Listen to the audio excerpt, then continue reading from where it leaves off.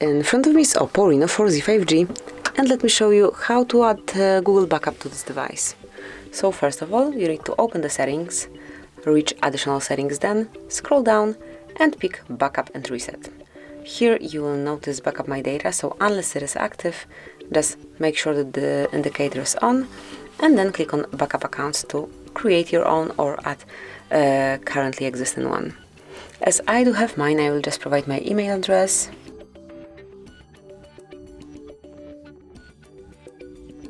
And click on Next then.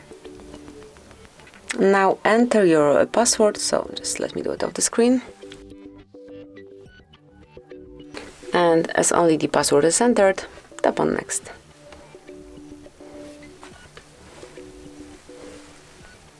And here you can go through Google Terms of Service, Google Play Terms of Service, and also Privacy Policy. And if you do agree with all the terms and conditions, tap on I agree. And here just you can accept or not Google Backup. Tap on accept if you want to activate it, and that's it.